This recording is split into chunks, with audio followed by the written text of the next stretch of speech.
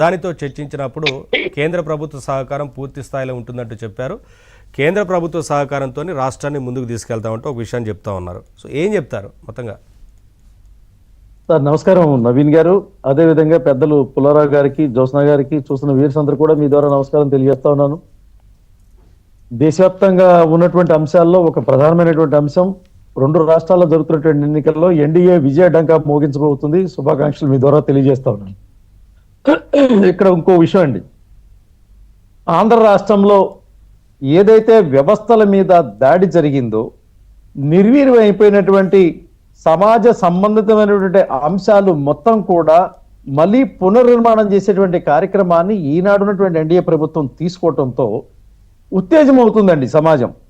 వాస్తవానికి ఏ ఏ రంగాల మీద గత ప్రభుత్వ పాలకుల యొక్క ఉక్కుపాదాన్ని మోపి నాశనం చేశారో ఆ రంగాలను మళ్ళీ పునరుద్ధరణ చేసేటువంటి లెక్క ప్రకారం పోతున్నటువంటి ప్రతి అడుగు కూడా ప్రజలకు అర్థమవుతుందండి. నిన్న మాట్లాడినటువంటి ముఖ్యమంత్రి వర్యుల యొక్క మాటని నేను ఉదాహరిస్తూనే, ఇచ్చినటువంటి హామీలతో పాటుగా ఆర్థిక స్వావలంబన కలగాలి ఆంధ్రప్రదేశ్లో ఉన్నటువంటి ప్రతి మనిషికి. పెద్దలు పుల్లారావు గారు చెప్తున్నట్టుగా మధ్యతరగతి వర్గాల యొక్క ఆర్థిక స్థితి మీద దెబ్బ కాకుండా వాళ్ళకి అండగా నిలబడేటువంటి పరిస్థితిని కల్పించాల్సినటువంటి అవసరం సమాజం మీద ఉందండి. ఈ రాష్ట్రం నుంచి తరలి వెళ్ళిపోయినటువంటి సామాజికమైనటువంటి సంపద ఏదైతే ఉందో, ఆర్థిక సంపద ఏదైతే ఉందో, నమ్మకాన్ని కోల్పోయి వెళ్ళిపోయినటువంటి మన యొక్క ఆంధ్ర సంబంధించినటువంటి పారిశ్రామిక విధాన, వ్యవసాయ, ఆర్థిక స్వావలంబన వ్యక్తులు ఎవరైతే ఉన్నారో మళ్ళీ నడుం కట్టి ఈ ప్రాంతానికి వస్తున్నటువంటి నేపథ్యంలో ఈ రోజున రాష్ట్రంలో 3,47,000 దాదాపు 77,000 కోట్ల రూపాయల యొక్క పారిశ్రామికమైనటువంటి నిధులు వరదలాగా వస్తున్నటువంటి మాట ఈ రోజున ముఖ్యమంత్రి వర్యులు చెప్పినటువంటి నేపథ్య పూర్తమైనటువంటి లక్ష్యం ఏదైతే ఉందో, కేంద్రం ఇచ్చినటువంటి ఈ రోజు కూడా బ్రహ్మాండమైనటువంటి అమరావతికి ఆర్థిక స్వావలంబన కోసం ఇచ్చినటువంటి 15,000 కోట్లు కానివ్వండి, పోలవరానికి ఇచ్చినటువంటి 12,157 కోట్లు కానివ్వండి, ఇప్పటికీ పూర్తి చేసినటువంటి జాతీయ రహదారులు 75,000 కోట్లు కానివ్వండి, మళ్ళీ మొదలెట్టినటువంటి 47,000 కోట్లు కానివ్వండి, దాదాపు రైల్వే ప్రాజెక్టులకు వచ్చినటువంటి 72,000 కోట్లు కానివ్వండి, ఇన్ని వేల కోట్లు గత ప్రభుత్వం నుంచి వచ్చినప్పుడు కూడా ఆ ప్రభుత్వం దాన్ని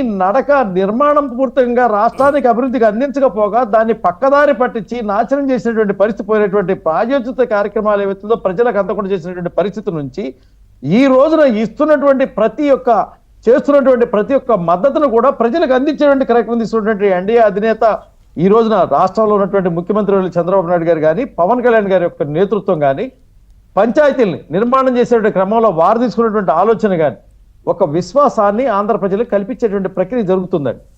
ఈ విశ్వాసం లేనప్పుడే ప్రజలు పక్క రాష్ట్రాలకు పారిపోయినటువంటి పరిస్థితి జరిగింది.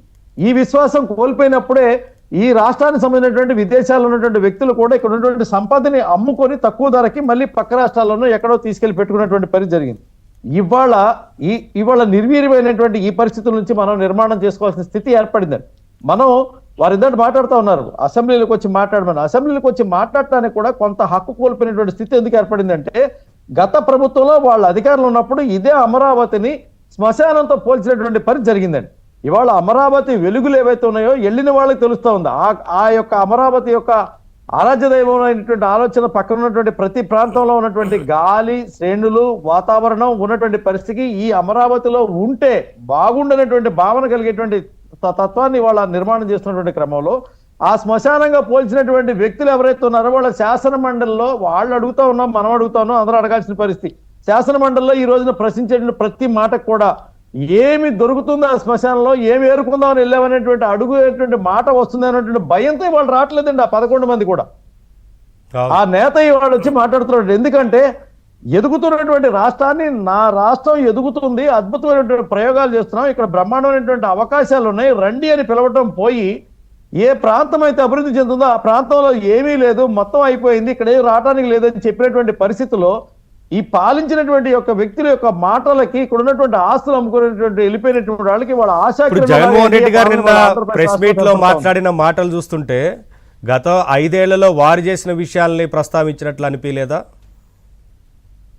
5 ఏళ్లలో నేను ఒక మాట చెప్తానండి, జగన్మోహన్ రెడ్డి గారు ఏమనుకుంటున్నారంటే గత 5 ఏళ్లలో నేను అన్ని చేశాను, అద్భుతాలు సృష్టించాను ఆయన అనుకుంటున్నారు. కానీ రాష్ట్రంలో ఉన్నటువంటి ఏ ఒక్క ఆంధ్రుడు కూడా ఆయన ఏం చేశాడో అర్థం కాకే కదా మొన్న ఇచ్చినటువంటి ఫలితాల యొక్క రిజల్ట్స్ వచ్చినటువంటి స్థితి. ప్రజలకు అర్థం కానటువంటి పాలన చేసిన వ్యక్తులు ఆ 11 మందితోనే పక్కనే ఉండేటువంటి పరిస్థితి.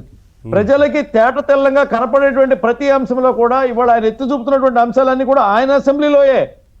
సోషల్ మీడియా శాటిస్టులు కానీ, బెల్ట్ షాపులు కానీ, లిక్కర్ అక్రమంగా అమ్మేటువంటి పరిస్థితి కానీ, ఇసుక దోపిడీ కానీ, రౌడీయిజం కానీ, లేకపోతే పోలీసు వ్యవస్థల మీద దాడులు కానీ, అవన్నీ ఆ నియోజకవర్గాల్లోనే ఆయన అన్నప్రాసన నుంచి నేర్చుకొని ఆఖరికి ముఖ్యమంత్రి అయ్యేంత వరకు నిర్వహించి, ఈ రోజున మళ్ళీ అదే పని ఆయన పులివెందుల నియోజకవర్గంలో జరుగుతుంది కాబట్టి అక్కడి నుంచి పులివెందుల నుంచి కూడా ఇవాళ రాష్ట్రంలో జరుగుతున్నటువంటి స్పందన ముఖ్యమంత్రి వారు నిర్వహించేటువంటి కార్యక్రమానికి వచ్చి ఫిర్యాదులు ఇస్తున్నటువంటి పరిస్థితి కనపడతా ఉంది. నీళ్లు చాప కింద నీరులాగా ఆయన చేసినటువంటి ప్రతి పనిని ప్రజలు గమనించారు కానీ ఆయన గమనించలేకపోయాడు. ఇంకా ఆ భ్రమలోనే ఉన్నాడు. ఎందుకంటే ఆయన ఎప్పుడు ప్రజల్ని కలవలేదు కదా సార్. గత 5 ఏళ్లలో పరదాలు కట్టుకొని జరిగినప్పుడు ప్రజా అభిప్రాయాలు ప్రజలు కలిస్తే కదా తెలుస్తాయి. అదే జరుగుతుందండి. నేను ఏమంటానంటే ప్రజలు పరదాల మాటలు చేసినటువంటి పాలనా ఫలితాలు 11 మందిని ఇచ్చాయి నవీన్ గారు.